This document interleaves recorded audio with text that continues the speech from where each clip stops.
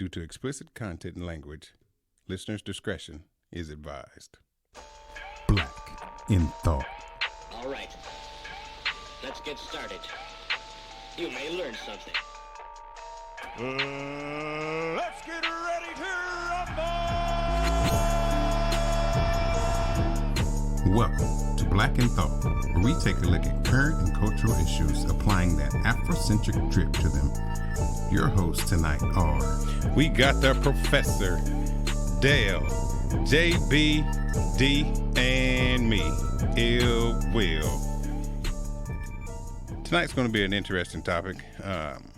We want to talk about all the things that we as African American people are receiving that we never asked for. Currently, I mean, there are a lot of things being given at us, thrown at us. It seems like to appease us instead of listening to the actual change that we really want. I mean, for instance, tearing down statues. Yeah, I mean, that's one way to look at it is, you know, how other countries don't have statues of their oppressors up and things like that. But at the end of the day, we didn't ask for you to tear down a statue of Christopher Columbus. We're asking for to change the system, not to change the statue. So, you know, tonight's show, we're going to dive in on that and kind of get everybody's thoughts on that. I think it kind of goes back to what some of our previous discussions about things being co-opted and people taking advantage of the moment, so to speak, and pushing their specific agendas on that. It's just like you said, Christopher Columbus. What does that have to do about police brutality? What does that really have to do with it? Nothing. Or even like, you know, the Washington Redskins changing their name to the Washington Football Team. Horrible name. Horrible. What does that have to do about, right? What does that have to do with police brutality? So, you know, it was specific what happened with George Floyd, but, you know, it's gone so many different directions. You know, even like the Confederate flag with NASCAR, you know, that happened. Okay. But what does it have to do about police brutality, though? So, I mean, we understand it, you know, the way it works. I mean, that as a symbol of hate, the Confederate flag for a lot of people. Right. But that's still not what we asked for. I mean, unless you're trying to get more black people to come watch NASCAR. I mean, I guess, but I mean, that doesn't do anything to change the situation. Right, because black people didn't not watch NASCAR because of the Confederate flag. Right. Yeah, that wasn't they had nothing to do with Yeah, the it had reason nothing why to do with the flag. watching people drive and go left. Nobody, Go fast. Flip over a wall or some shit. You know? 500 laps. Or, I mean, even as to go so far as, like, you know, to play the Black National Anthem at the first preseason football game. I mean, yes, it's recognition, but what is it really doing for us? yeah, I think that the action is what is it's pretty frustrating for me. I'd like to see something put in the movement, you know, something tangible. You know, these are all symbolic things, which is important, I guess, you know, because I guess, is an indication that maybe people's perspectives are changing, but need tangible movement, you know, actions speak louder than words. Way louder. And, like, the actions that they're showing us, are, like I said, it seems like they're just appeasing, not actual reform or not actual change. I personally think they're, like you said, giving us a lot of these things, like changing the football name, changing the football team name, and the Confederate flag, and, you know, all that other stuff. I think they're doing that because of the black dollar, to be honest with you. Like, we talk about the NBA. NBA is made up, I'm not sure of the percentage, but I'm pretty sure it's a very high number of players in the NBA. And if the NBA don't support Black Lives Matter, then as black people right now, is they're pulling their money from stuff that don't support Black Lives Matter. or don't support the movement. So the NBA is saying, oh well, we don't want to piss off our top players, or we don't want to piss off our bottom dollar, which is the black person, the black dollar. So to appease, like you were saying, the black community, let's just go put Black Lives Matter across the court. Like, you know what I'm saying? But they're not. I don't see them arguing to change anything about the laws, like in Kentucky with the no knock warrant rule and all that other stuff. Like, they're not doing nothing to change anything. They go back to what you're saying, JB. Nothing tangible. It's being changed on a local level, but it's not being changed, just to say, at a higher level. Like, I did see city council there did vote not to exercise the no knock warrant anymore. Right. But like you said, I mean, that's just one place out of. I'm talking about the NBA.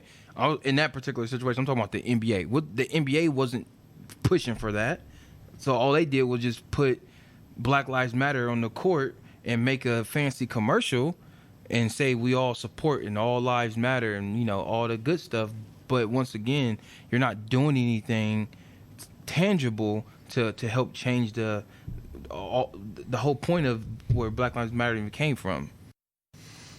So I just think they're protecting their bottom dollar at the end of the day. At the end of the day, you're right. It's about, you know, revenue. Yeah. I mean, of course, revenue is needed to keep the company afloat and things like that, and to do the things they need to do. But don't secure your revenue off our backs. Mm-hmm.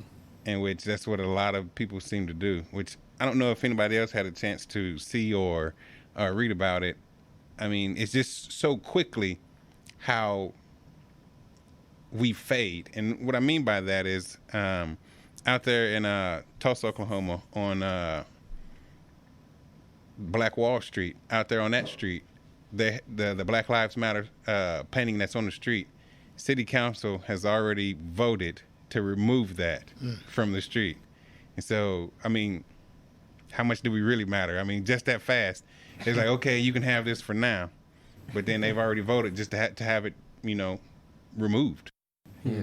Like I said, they did that just so, once again, to hold off, or what you said earlier, to appease the black person, the black community at that point in time. Everything was, when they wrote that, when they painted that on the street, everything was on fire. You know what I mean? Right. They were so scared. They were so scared for their damn city to get burnt down. They said, "Oh, let's show support. Let's just paint Black Lives Matter across the whole entire street." You know what I mean? To try to prove a point. But like you just said, a month or however long it's been, 2 months later, they're now they're voting to have it removed. Exactly. And then, you know, the sad part about it, they said they had an open public forum about it, but a lot of the residents didn't even know about it. I mean, if you didn't regularly go to city council meetings and things like that, you wouldn't even never known it was up for a vote. So, I mean, that just speaks to engagement in, you know, civics, you know, like you just said, city council, state representatives, you know, your local congressional people. So being involved in that and engaged in that, more so, I think you'll be aware of what's going on around you even more so, and what's being brought up for debate. Yeah, you know, what's being discussed. So I think that engagement for me is kind of woken me up a little bit to be more engaged and be more aware of what's going on with the decision makers at in the place you live. I mean, they've already been doing sneaky stuff. It's just now, you know, when you get your hand caught in the cookie jar, it's more prevalent now, and you know, higher costs to pay when you do get caught. And then, you know, on top of that, you know, we have our black folks that are in these offices, and I mean, I really hate to say it, but now they're under an even more stringent microscope while they're in these offices. Well, they should be. Well, to a degree, is what I'm saying is to where this guy can get away with something. Now, you know, this black House of Representative person or senator, you know, the minute they do something like have somebody illegally park their car. Well, I was thinking more so like being held accountable for, yeah, most definitely, you know, for what you're doing wrong. And what you know. Well, just from a sense of keeping things moving forward for our people. You know, being conscious of that and being held accountable for it in that regard. Oh yeah, I mean Yeah, that's on that very side of it, but important then too. on the other side, yes, you're right. You know, you can't sneeze without somebody Yeah, coming after you. You know, so, not saying hey you need a tissue, but they be like, hey, what you do wrong? right? Exactly, exactly. And it's just I truly don't understand the thought process behind some of the things that they're doing, like tearing down all these statues. I get it. When I was talking to someone, they put it like this: you don't go over to Germany and see all the statues of all the Nazis and things like that had the atrocities against the Jewish folks and everything like that. So why do we need to see that over here? In which I dug that, and I really understood that, but that should have been something done a long time ago, not because of 2020 when a black man dies. It shouldn't be done just now if that's the case. Yeah, yeah. Right, because I mean, I know, like for example, the Christopher Columbus statue. To my knowledge, man, I know people have been trying to vote to tear that thing down for years. It's been just off my knowledge, at least 10 to 15 years that I can remember that people was trying to get that thing tore down, and everybody was against it. The city or council, whoever they vote, kept saying no, this is a part of our history, blah blah blah blah. But now all of a sudden, there's this major group called Black Lives Matter, and if you don't tear down that statue, or most of them don't tear it down, they just move it to another place. But if they don't tear it down, then you're going to have an uprising of angry black folks and really angry folks, period. Not even Yeah, black I don't even people. think that's the thing. Is like, I don't think that black people who are marching and protesting for George Floyd were concerned about Christopher Columbus statues. No, not at That's all. what I'm saying. So it's not like they were saying, you know what? Yeah, that's messed up what happened to George Floyd, but this Christopher Columbus statue is what we really, I mean, like, no, that has nothing to do with it. So that's what I'm saying. It's like these people who have taken advantage of the situation, try to steal whatever narrative it was about Black Lives Matter and about police brutality. They've shifted it over to, well, these are oppressors, and we got to get rid of all these symbols of oppressors. So it's like, yes, but let's stay on task here. Let's focus on how do we end police brutality against African Americans. Let's look at that. Let's dissect that. Then let's go look at these other these statues and these other things. Let's stay on task. So that's really how I feel about it. What you say, Professor? You've been kind of quiet. Yeah, I've been taking it in, and that's a good point, JB. I'm looking at the bigger picture of this whole Black Lives Matter movement and the so-called changes that they're making that are in our best interests. And I don't want to get distracted, and I don't want to be bamboozled once again, but I'm reading this article, and it's saying that 16 important changes that were made after George Floyd's death. And one of the changes that I read was that one of the officers that were involved in the crime and the murder of George Floyd was arrested 4 days after. And then some other changes where the other 3 officers were arrested. So what I'm seeing is change in place of justice, right? So they're calling it change when it's actually justice. And I'm reading this and I'm thinking, like, when an officer commits a crime, he becomes like one of us. That's not change, that's justice, right? So we can't be asleep on thinking that they're providing this change when in essence they're only honoring the Constitution, right? So there's a whole list of things that happened after George Floyd's murder. For us, change is like an incentive, right? When we change something for you, we make an adjustment for you. I'm going to change this. I'm going to change your interest rate. I'm going to change your payment due date, right? But you're changing something that I'm already entitled to, that you haven't already given me, right? Makes sense. So again, the media is helping to aid and abet the political part of this aspect by making us, okay, you knocked down a few statues, and again, statues are representations of the values we have of this country, right? Just like the Statue of Liberty, right? What does liberty represent, right? Freedom. Freedom. It's supposed to be freedom. Right. So okay. So pause. So now we have these statues of people like Christopher Columbus and these other guys who represent what? Oppression. Okay. So America, which one is it? Right? Which one is it? So you tell us. Well, what we've changed is we've knocked down these statues. We've did this. When in essence, you're just giving us justice. You haven't given us shit. So that's my mindset. Yeah, I mean that's a good point. I mean you're I won't say giving anything. You're finally starting to recognize what's rightfully ours. What everybody, just human, rights. Yeah. Right. Natural rights that we have as human beings, and that's what this country is supposed to be founded on, is recognizing those natural rights. Right. And basically they're saying we're going to change the law to accommodate you as a citizen. And then, we'll go back to how we do business, right? So again, you got to look at it a little closer than how they're advertising it, because again, we rallying for civil rights when we don't even have human rights. I mean, a man lost his life, and they're telling us, well, we're going to make these changes for you, and we're going to include you into the Constitution. We're going to include you into justice, and we're going to make it right for you, right? That's the way I see this. So again, before we can ask for civil rights, we must first ask for human rights. We have to fight for that. Because I know I had a conversation with somebody not too long ago about the George Floyd situation. And it was a person of a Caucasian person, and they wasn't being mean, or they just really didn't understand, like, why is everybody so torn up about it? And I was just and I was trying to explain the best way I can. It was like, this man got murdered. Like, whatever he did, wrote a bad check fraud, whatever. Yes, okay.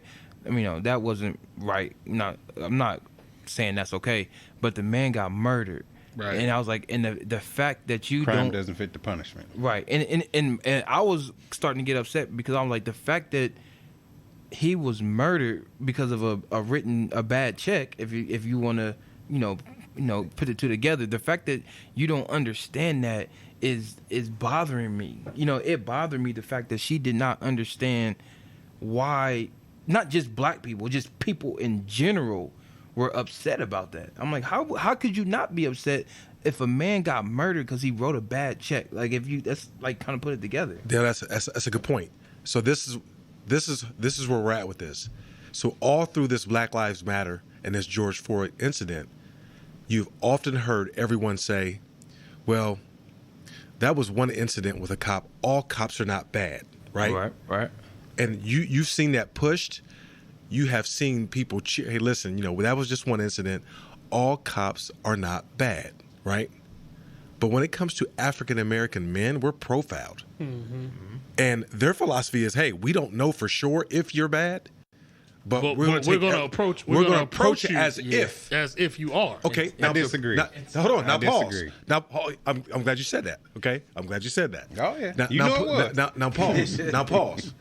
Hey, that was one incident. It doesn't represent the views of every police officer, right? But when these officers see these black men, their first thought process is, okay, he could be a thug, or he could be this, or he could be that. You never heard an officer say, you know what, that was one incident of maybe a black man committing a crime, but all black men are not like that, right? So it's a double standard. I would say that it's a double standard. I don't think that all cops feel that way when they approach situations. I will say that the majority of people in general, when they see a man of color, a black, a brown person, and there is something that goes in the back of their mind, I just call it whatever you want to call it, but there is something that goes into people that say, let me be aware of where I'm at, my surroundings of this person. That is not what they're not thinking about that when. I got to answer that. I got to, because I mean, there's still got to be some defense here. Okay. It is of people. It is not just, I mean, when you say just cops and things like that. Right. It's going to be, it's a nation of people. Because it's not just, I mean, I get it.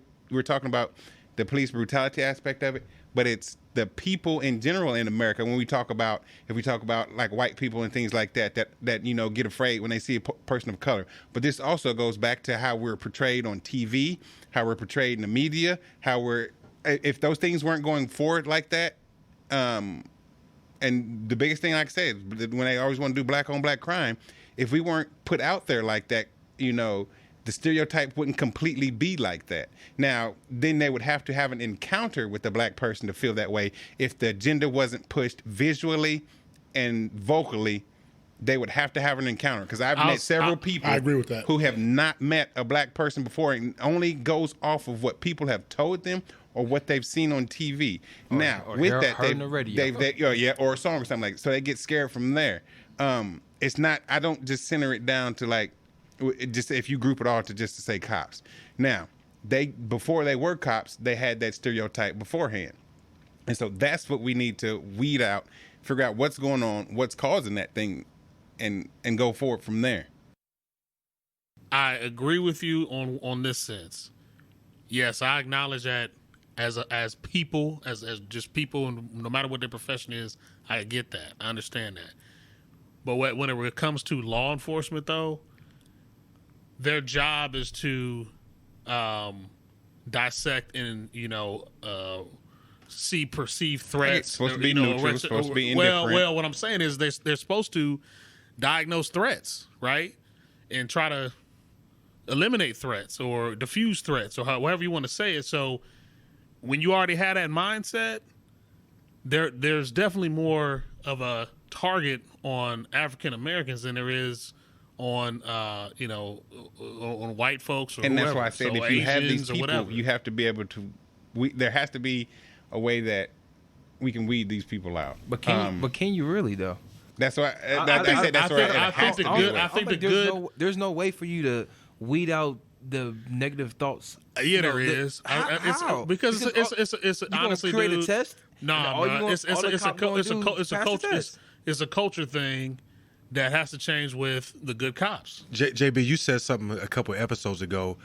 You said it takes 8 years to become a doctor. I do agree with that still. Right, and I agree with you on that. I do. When you're talking about, that don't make sense. When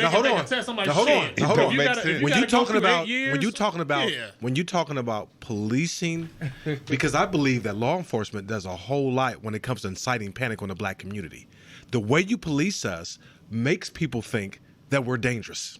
Period, point blank. So law enforcement does a whole lot to add to that. By the way, the police is, we're going to be extra brutal with them because these guys are very brutal. They're very dangerous. So, we're going to do everything. That's not every situation. And listen, it's not the media. It's law enforcement. So what I'm saying part of the media too. Okay. So I'm like JB. A job so important when it comes to serving and protecting, 3 months, 6 months is not enough, especially when people come from different backgrounds. I agree. All right.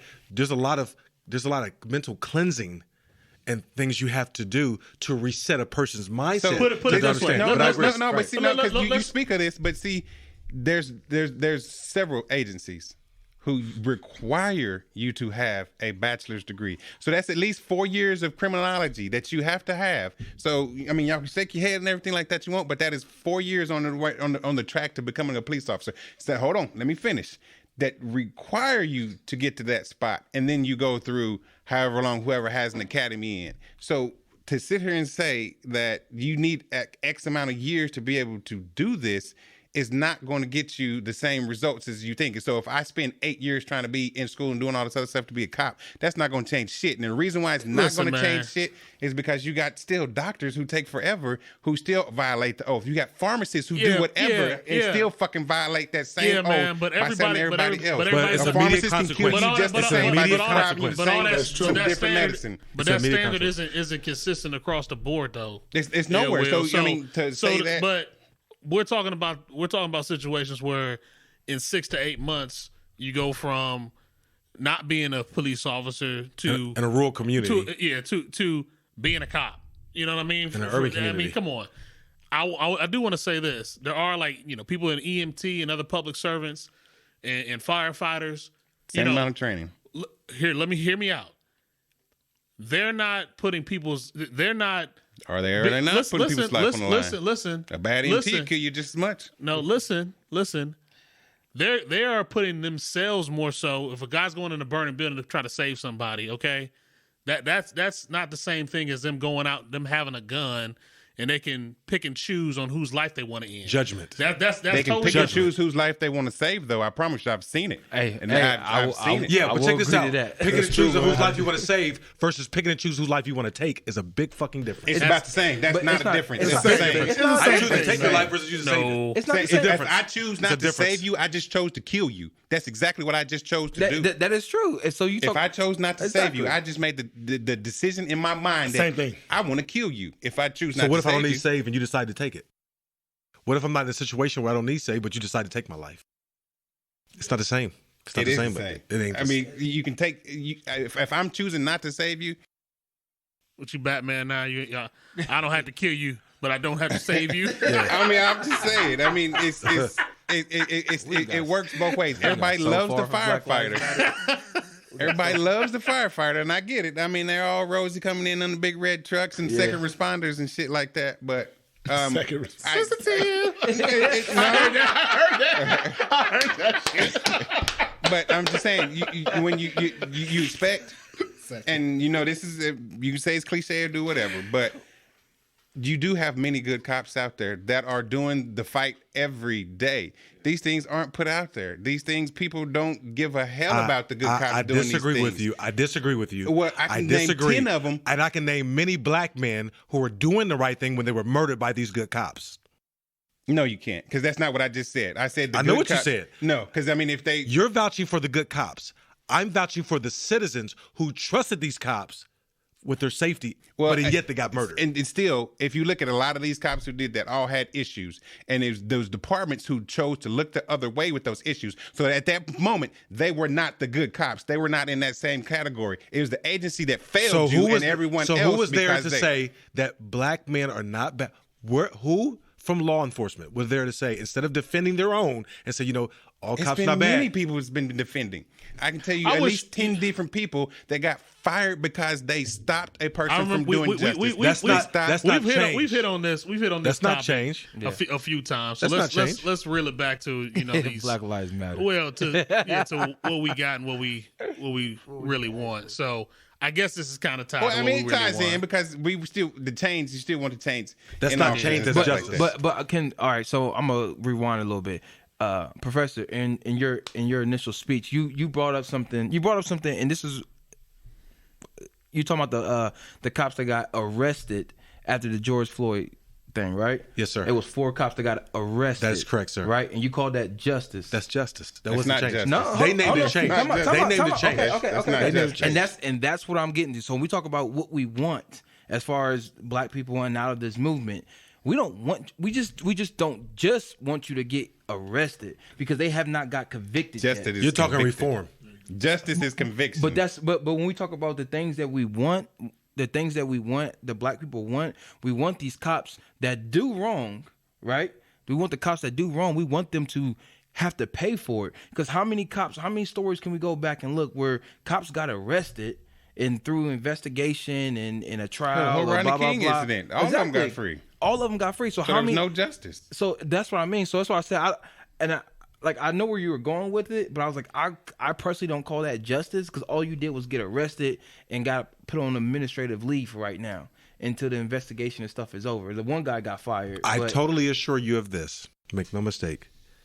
If every cop who committed a crime got arrested, it would curve the rate at which they committed that offense. I guarantee it. No, I it guarantee wouldn't. it. It would take a They dip, can but beat it it. wouldn't a curve. It'd be a dip, It but it wouldn't wouldn't be a because curve. they're not because you get arrested, you get put on administrative leave, which means you get I'm paid, talking about jail time. but that's not arrested. That's conviction. That's a conviction. Okay. So that's what I'm A talking about. Like, conviction. A conviction then. That's exactly. So you talk about what we want as black people, and out of this movement, what we want is for these officers who do the wrong thing, murdering a man in the street, to get convicted and, like you just said, do jail time. We don't want you just to get arrested and get a slap on the wrist until you don't do it again. We want you to get arrested, get convicted, and do real jail time as if me or you or anybody else at this table walked out in the street and killed another man. That's what would happen to us.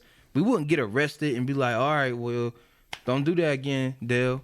You know what I mean? And go on about your life. No, I'm getting arrested and I'm getting convicted and I'm doing real jail time. So what we want as black people is for these officers to get convicted and not just arrested. So you're saying justice. We don't want change. We want justice. Yeah, we saying the same thing. I just don't call it Arrested justice. is not justice. Yeah. Conviction. But we're saying the is same part of thing. We're justice. saying the same So, thing. But I want to play something and get everybody's opinion on what's kind of being said here.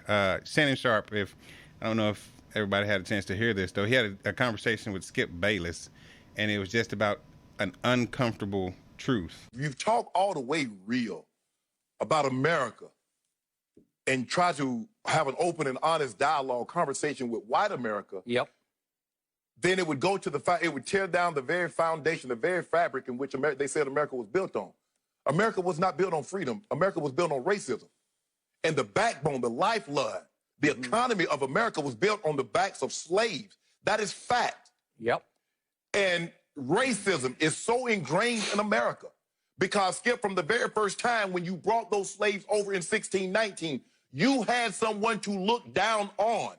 You robbed him of his given name. You robbed him of his dignity. You robbed him of his humanity. You told him he was less than. You treated him as less than. And then somehow you say, what? That America is what? America is how? He never received that. You got 250 years of free labor. Yep. 250. Because, Skip, let me tell you how this works, Skip. When you hire someone to do something, either you can't do the job or you don't want to do the job. So which is it? So as America was thriving, who was doing the work? The workers. It wasn't you. Not only were they working in the field, they were taking care of your kids before they could take care of their own. So this notion that America, white people, we did all this. No, you didn't. Skip, and then you have to look. The greatest purveyor of racism and violence is the American white man. No race of people have suffered more on American soil than the black. No one. To this day. So you had 250. I mean, you could argue the Native Americans. But Skip, yeah. They weren't enslaved for 250. No, they were not. Now, They were just murdered often and their homes taken from them. But that's what happened. I got it. And I'm just saying, for on balance. Yeah. Yes. And the thing was, Skip, and they still did it, and they did it. Yeah. See, guess what they did? So they've been stealing and looting since the inception of America. True.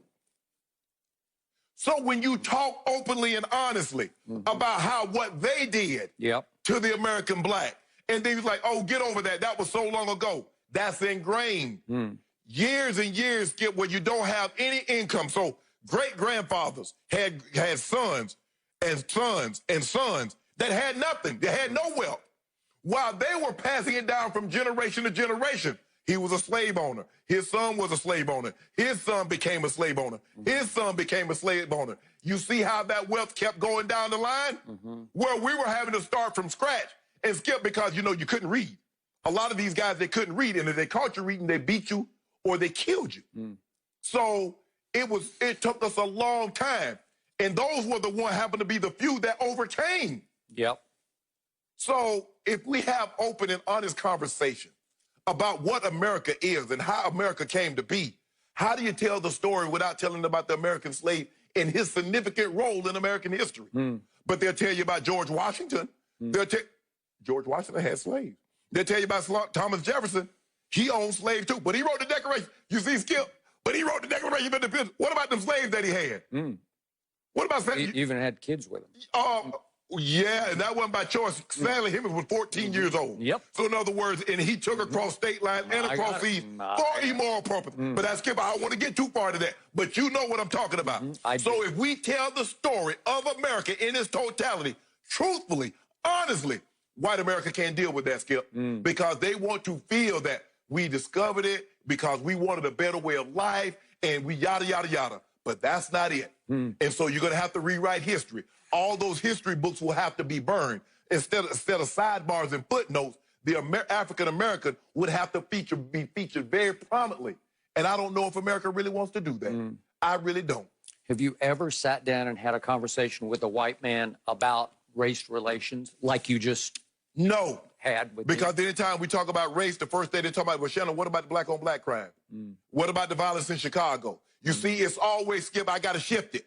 I don't want to talk about, let's talk about this head on. Let's talk about what you did, how you robbed and pillaged and looted Native Americans of their land, and how you enslaved, brought men and women to cultivate this land, to grow. Skip, cooking. Who did all the cooking? Miss Mary ain't do no cooking. Who took care of the kids? She ain't take care of no kids. So, man, stop this. If you're going to tell the story, we're going to have to tell it in totality, Skip, but we'll have to tell it honestly. And Skip, that's 400 years. That's too much history. You over 401 years. You don't really want to rewrite that kind of history. So Deep. Very, very deep.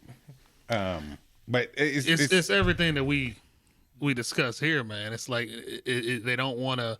That's why I say a few episodes I was talking about education, because if people really were given uncut, raw history of this country, that's how you change perceptions. That's how you change children's thought process and way of thinking. When you put it in front of their face about these things happen, this is how this came to be. Their whole mind is going to be, oh, okay, yeah. So this is how this country got to be the most powerful nation in the world. This is how, we had all these advancements in a short amount of time. That it's the reality of the situation. So, well, go ahead, Will. I don't know. It just spoke the change that is necessary, and you have to educate people, like you said, to be able for them to even understand why the change is necessary, and to help them to further along the change. Just like we've been saying, or the conversation was just a minute ago. Yes, with a lot of things, justice is being substituted for change. You may arrest somebody, but until you get a conviction, that is the justice of it. And it's too many times we're getting bamboozled by the stuff that they're putting in front of us to appease us and not giving real change. I like Shannon Sharp. He keep the shit so real. But I'm going to throw this out there, and this is on a serious note. In a couple of episodes, I've mentioned the word slave, right? And motherfuckers get real uncomfortable with that term, right? Shannon Sharp just explained to you the significance of a slave, right? So there's a pro and a con of a slave. It was because of the slave, America became a superpower due to the cost of infrastructure. Exactly. On the flip side, it's due to slavery. We've never got to a place where we've taken who we are back, right? We come from royalty. We come from riches, kings and queens, the creation of math and science. That's why they chose us to come and help build their infrastructure, because they seen the shit we had in Africa and they're like, damn, we need that, right? But the pro and con of it is this. When you mention the word slaves and a white person gets uncomfortable, there's a reason for that. There's a reason for that. Now, mind you, they've never been enslaved, right? So there's no reason, there's nothing they can relate with it. But when we talk about it, like Shannon Sharp said, we built this America. But yet we were made to feel like we wasn't shit, right? And then on the flip side, we were made to feel like we wasn't shit so that we can continue to make sure their children's children stay wealthy off the sweat of your mama's back, your grandmama's back, your grandfather's back, and your grandfather's back, right? So it's like a double-edged sword. They don't want to talk about that, and they don't like the term because we really discuss it in truth and we really talk about it, motherfucker, who's really the greatest? Who's really the best? Who really built this shit, right? That's a conversation they don't want to have because it's very sensitive. And when a motherfucker kind of push away from a subject, there has to be some truth that they don't want to examine. Well, I think you hit it several points there, Professor, but what I really take from it, clap on that. What I really take from it is they know that the what they've been perpetrating is false. You're damn right it is. That's why because when they say well, we built this country and we did this and this country's the greatest because of this. And it's like, well, the country's greatest because all those years of free labor that created all this trade around the world that came into America and build up these banks. Imagine that's what happened. JB, imagine having imagine having a business with no fucking overhead.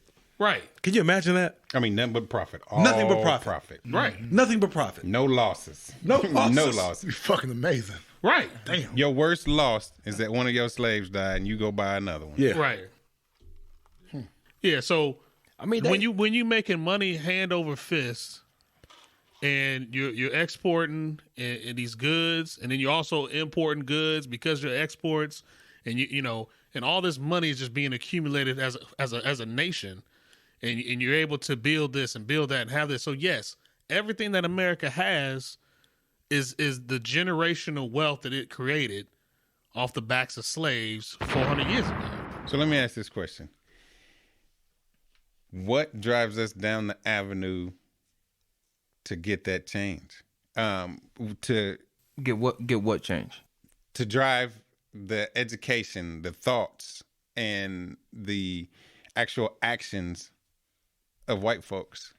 Because like I said, they're not listening, to tell you the truth right now. Well, yeah, they're not listening because that's why. I can tell you that changing the name of the football team. As a culture so it goes back to Africa. As a culture, we understood the necessity of the bond, right, and the attachment of one another. Back in Africa, if I seen your cattle or your crop not thriving, I gave you seed, right? When we came here and we talk about displacement and separation, if you look now, the black man and the black woman is more separated than ever, right? We don't have anything where we can displace our frustrations. We don't have anything that we have to hold on to. So you divide, you conquer. Mm-hmm. Our race is divided. Yeah. We come from a culture that was bonded. They brought us here and they separated us through tears, light skin, dark skin, so on and so forth, right? We will never get to a place where we can really connect and grow until we reattach our values from our homeland. Because we have American values, right? We're very Americanized. We think the American way, right? Even though the American customs and cultures does not benefit us, we think the American way. But we have to go back to the basics, right? We got to read these books about our culture to see how things were. If you have a business and you have a business and you have a family, it's my responsibility to make sure I invest in you, whether it be advice or monetary, whatever. It is my responsibility to JB to make sure you have what you need in your family. It's my responsibility. We're no longer responsible for each other. Hey, nigga, you ain't got it. Fuck it. That's on you. I got my own family to worry about. How many times have you heard that? Yeah. Right? Yeah. But the white man makes sure that his children's inheritance is in order. So they've adapted our culture. We've taken on their shit. Yeah. So Ill Will, to your question, I honestly, my personal opinion is teaching white people the history, like the true history, it ain't gonna matter. They like JB said a few minutes ago, they know the history. They know what they did. They know what we did as slaves or black people and what we have brought to this country and what we have provided this country. They know. The problem is we don't know. You know what I'm saying? We don't know. So to piggyback what you were just saying, Professor, we don't know the morals. We don't know like how your example you just gave was amazing. If you got a business and you got a business and maybe I don't have a business, but I have a family and I'm struggling, you as a business owner, hey, let me provide you with something. And instead of thinking you're losing something, you're providing me with something. Then I'm in turn take that blessing and I'm going to help the next family and bless them, whatever it is that I can bless them with. These are the morals that they had in Africa. You know what I mean? These are the morals that we had, our ancestors had, and this is how they built. They didn't have money back then. They didn't have dollars. There was no dollars. These communities survived off of each other. If you had cattle and you had grain and you knew how to build a house, all three of y'all work together. I give you a cattle, you build me a house. I give you grain to feed the cattle. You know what I'm saying? That's how we all work together. So teach them white people our history, it ain't gonna matter because they're just like it's been ingrained in us to think a certain way for 400, 500 years. The same way is with them. They've been ingrained. They've been taught, like you just said, Professor. Their children's children. They've been taught over these years, over hundreds of years, to think a certain way about the black man. They know the history. They talk about the history. They know the history better than we know the history. But that ain't gonna change the way they think. You know, Dale, that's a good point. I think with us too, we need to be more vulnerable to each other. You know, we walk around with our guard up so much that if we're more vulnerable and we know we can trust each other to help each other, I think that'd go a long way too. That's a good point. That's a good point. You know, America. Because people are, I'm sorry. No, go ahead, brother, please. You know, if you mention like, hey, I'm struggling, but we don't want our guard down that we want to know that, hey, I'm struggling, I got a problem, that we keep it to ourselves, or by the time someone find out you're struggling, hey, I'm going to lose my car. Well, the tow truck's outside. Yeah. Versus where, you know, if we're more vulnerable, hey, brother, this is what I'm going through, can you help me? Right. Because, see, even back in our cultural days, and this is when I was reading Mandela's book, our culture believed in equal distribution of wealth. We knew the dangers of having more than what you needed, right? So we only kept what we needed in order to survive. And we made sure everybody had equal amounts, because when you have a situation just like in America where you have this person with this, that, and the other, it creates envy. It can create animosity. And we knew that if I got 10 cows and you got 7 cows, let me go ahead and give you an extra cow, because equal distribution of wealth kept everything kosher. America calls it communism, right? But we call it community. It's really community, right? Because what it does is it makes sure that everybody's family is eating. Everybody has, right? You don't have more than what you need, because when you have more than what you need, it's Socialism. waste. It's waste. What's that? If I got more shit than what I need, it's What he's waste. talking about? Because I can't use it all. It's funny you said that, man. I'm playing my closet out. I got all these damn shoes and clothes. What It's for? waste. And I feel like this is so wasteful. There's somebody who needs it. What size you wear? Well, see, here, Professor. I don't even care if they're bigger than my feet. I'll take them. Hey, Professor. I wear a 10, but I'll fuck it with a 13. That's what she said.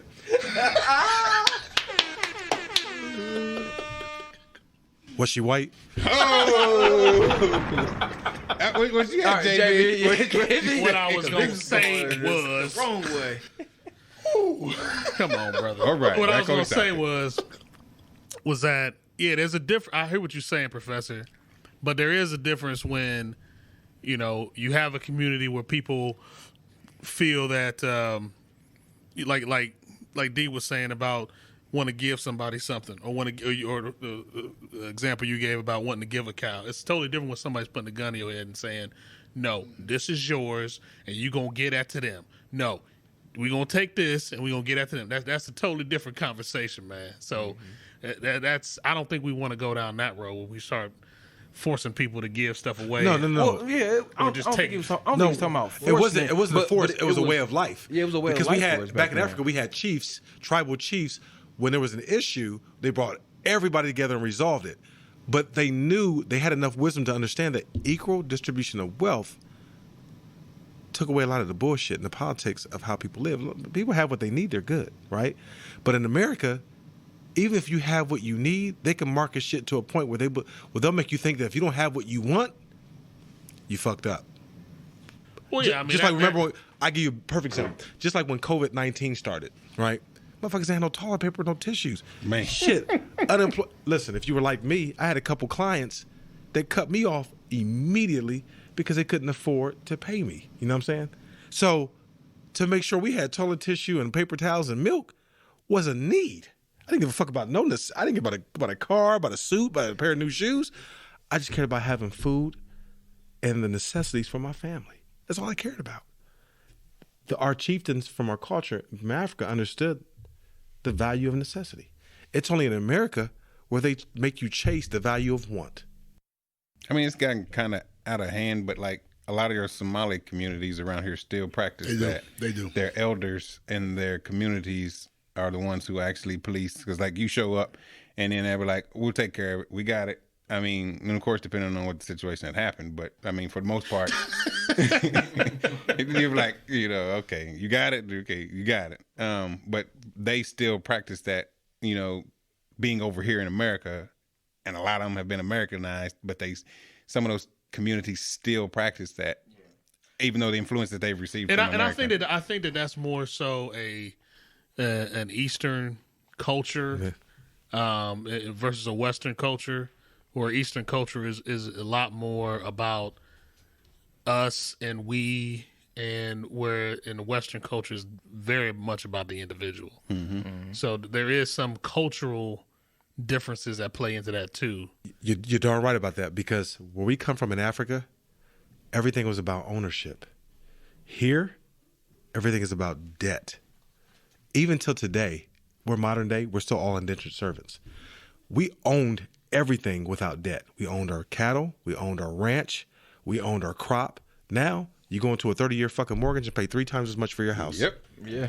If that ain't no indentured servant shit, then I don't know what it is, right? So what I'm saying is, we have steered away from owning, because the black dollar, we all know, is very, very powerful, right? Mm-hmm. So again, when we talk about how we are in America and we've become Americanized, instead of getting together as a community and saving our money and putting our money in the bucket, we're displaced. We don't trust each other, but we trust the white man. Just like the Somalian, I'm going to tell you, one of the best cultures that I've observed was Nepali. I had a Nepali family work for me. It was 5 of them. They saved every dollar that they earned for 3 years, paid cash for a house out in New Albany. Cash. They don't believe in debt, right? They believe in ownership. That's where we come from, right? But because, we're separated, and I've been programmed to think of you a certain way and you a certain way, we can never get up. We can never get ahead. Never.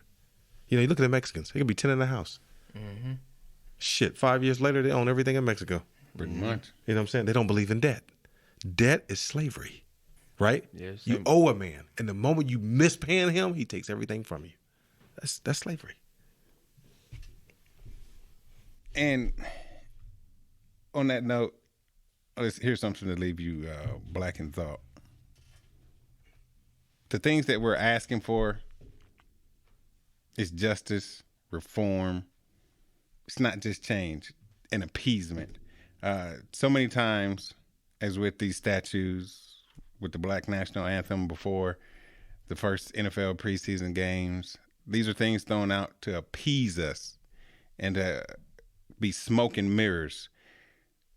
As a people, we have to look through these smoke and mirrors and enforce upon these leaders to get the exact reform and justice that we're looking for and that we need. Stop trying to appease us, because it ain't working. DJ Payne 1.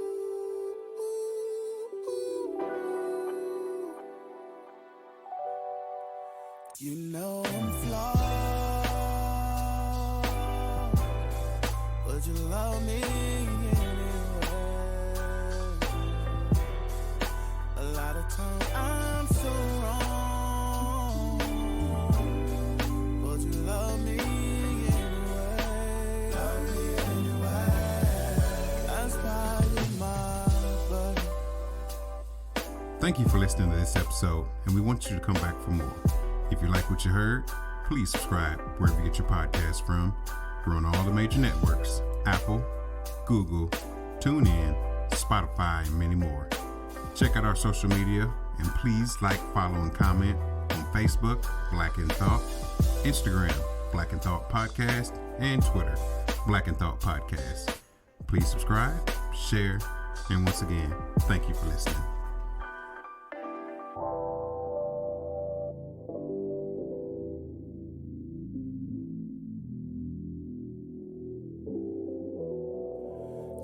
I'm flawed.